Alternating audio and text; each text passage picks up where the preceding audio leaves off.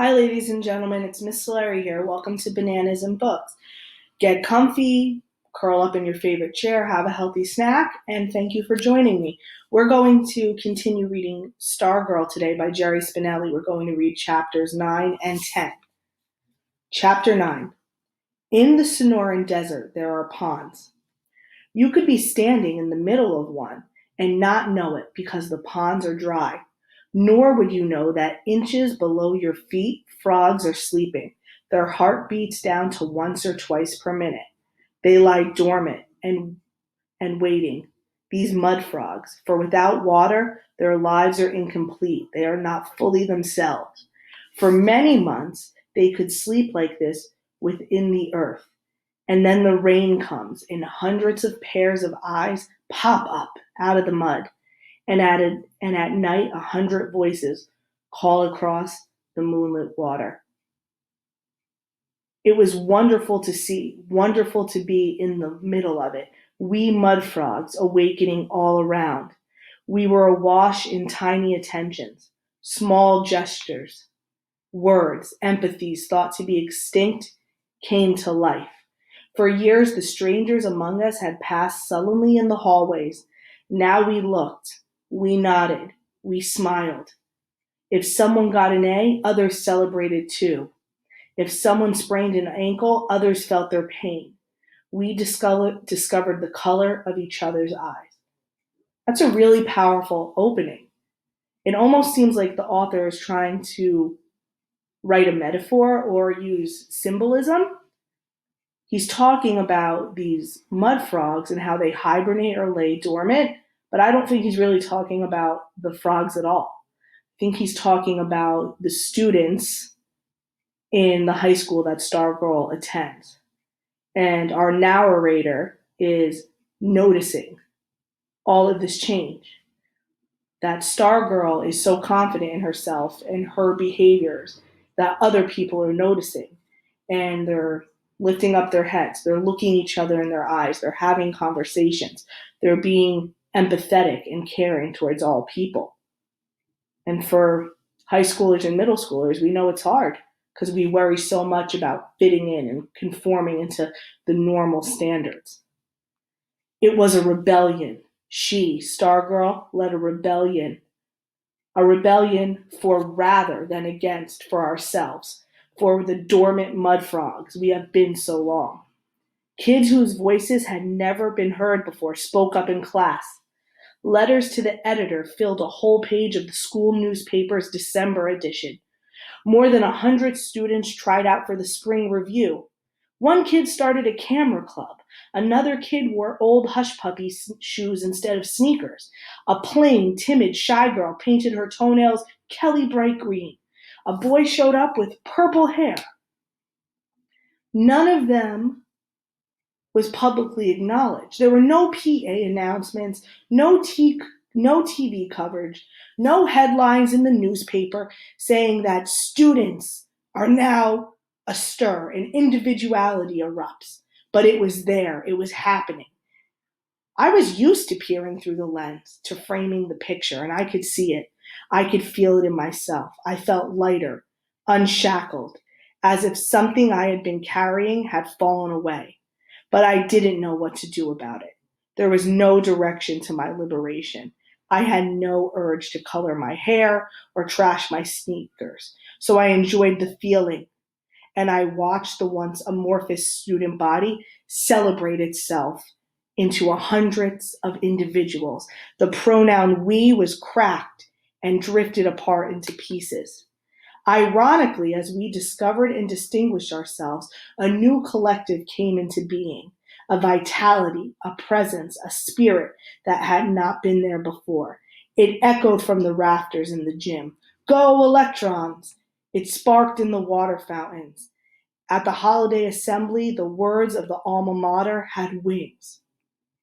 So there's a collective kindness now in this high school in Arizona. And students aren't afraid to be themselves, to be unique, to show off their individuality. It's a miracle, I gushed to Archie one day. He stood on the edge of his back porch. He did not turn. He pulled the pipe slowly from between his lips.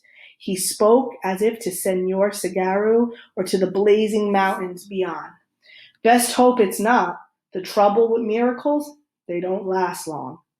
And the trouble with bad times is you can't sleep through them. It was a golden age, those few weeks in high school during December and January. How could I know that when the end came, I would be in the middle of it? So we're having some foreshadowing by the author. Archie is saying that this miracle, this individuality, this kindness that's happening in the high school, he's warning our narrator. It's not going to last long. And the narrator's saying, something's going to change. Something's going to change with Stargirl, and he's going to be there. How? We don't know yet. Let's read chapter 10 and maybe see if we can find out some more. Chapter 10. All my resistance to putting Stargirl on hot seat vanished. Okay, I said to Kevin, let's do it. Schedule her. He started off. I grabbed his arm. Wait, ask her first. He laughed. Right, like she's going to say no. No one had ever said no to the hot seat. Any reluctance to answering personal or embarrassing questions always yielded to the lure of appealing on TV. If anyone could resist that lure, I figured it would be Stargirl. That day after school, Kevin came at me, thumbs up and grinning. It's a go, she said yes. First, I was surprised. This didn't fit my impression of her. I didn't know that this was an early glimpse of something. I was soon to see much more. Beyond the dazzling talents and differentness, she was far more normal than I would realize. I was elevated. We yipped, we high-fived, we had visions of our most popular show ever. That was mid-January. We set a date of February 13th, the day before Valentine's. We wanted a full month for build-up. With my resistance now gone, I jumped in with both feet. We planned a promo campaign. We got art students to do posters. We jotted down questions for Kevin to ask in case the jury ran out. Fat chance of that happening. We didn't have to post the usual jury notices. Dozens of kids volunteered. All to ask Stargirl questions. And then things changed. In the courtyard of our school stood a 5-foot sheet of plywood in the shape of a roadrunner. It was a bulletin board strictly for student use, always taped and tacked with messages and announcements. One day we found the following computer printout taped to the plywood roadrunner. I pledge allegiance to the United States of America and to the fruit bats of Borneo, one planet in the Milky Way, incredible with justice and black bean burritos for all. Handwritten across the bottom were the words, "This is how she says the Pledge of Allegiance." No one had to tell us who she was. Apparently, she was overheard in homeroom as we said the pledge every morning. As far as I knew, we were not particularly a patriotic bunch. I didn't hear people say they were offended by this rendition. Some thought it was funny. Some giggled and nodded knowingly as if to say, there she goes again. On the following morning, more than one kid was heard reciting the new pledge. Within days, a new story wildfired through the student body. A senior girl, Anna Grisdale, lost her grandfather after a long illness. The funeral took place on Saturday morning. For a while, everything seemed routine. The crowd of people at the church, the line of cars with their headlights on, the small group clustered around the grave for the final farewell. After the brief graveside service, the funeral director handed everyone a flower. Upon leaving, each mourner laid his or her flower over the casket. This was when Anna Grisdale first noticed Stargirl. Through her own tears, Anna could see that Stargirl was crying also. She wondered if Stargirl had been at the church. Even more, she wondered why Stargirl was there at all. Could she have been friends with her grandfather without Anna knowing? Anna's mother asked who this unfamiliar girl was. Afterward, the mourners were invited to Anna's house for lunch. About 30 came. There was a buffet of cold cuts and salads and cookies. Stargirl was there, chatting with members of the family, but not eating or drinking anything. Suddenly, Anna heard her mother's voice. It was no louder than the others, but it was different. What are you doing here? Sudden stillness, everyone staring. They were in front of the picture window. Anna had never seen her mother so angry. Mrs. Grisdale had been very close to her father. They had built an addition to the house so he could live with them. She glared down at Stargirl. Answer me. Stargirl gave no reply. You didn't even know him, did you? Stargirl said nothing. Did you?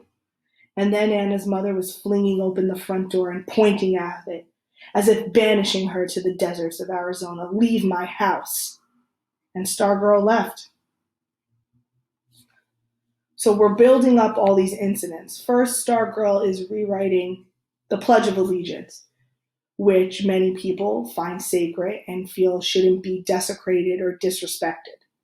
Stargirl saying she pledges her allegiance to so much more, to the Milky Way, to the planet Earth, to the turtles. And some people don't like that. They find that disrespectful. Then she's so empathetic. She cares so much for other people. She feels their pain. She attends the funeral for a man she didn't even know. And for some people, many people, grieving is a private experience. So to have a stranger in your house during your most painful time is not wanted. And now we're going to move on to this third incident. Danny Pike was 9 years old. He loved to ride the bicycle he had gotten for his birthday. One day after school, he lost control and plowed into a mailbox. He broke his leg, but that wasn't the worst of it. A blood clot developed. He was airlifted to a children's hospital in Phoenix. He was operated on. For a while, it was touch and go, and our little town was worried for Danny Pike. But within a week, he was on his way back home. All this was reported in the Micah Times, as was the celebration when Danny arrived at his home on Pinion Lane.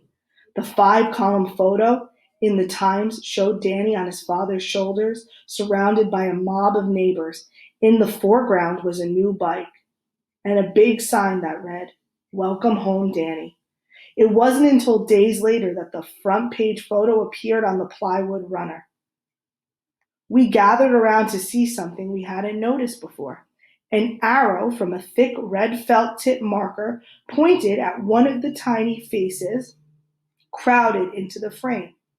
It was the face of a girl beaming as if Danny Pike were her little brother back from the dead.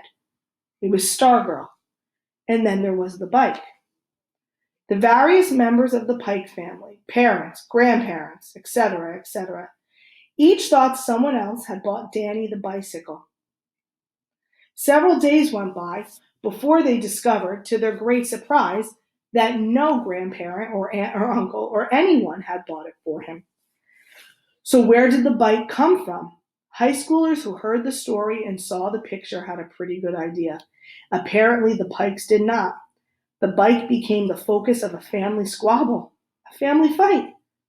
Mr. Pike was mad because nobody he asked would admit to buying the bike. And probably because he hadn't done it himself, Mrs. Pike was mad because no way, not at least for 1 year, would she allow Danny to be back on wheels. One night, the new, still unridden bike wound up at the Pike's front curb with the trash cans.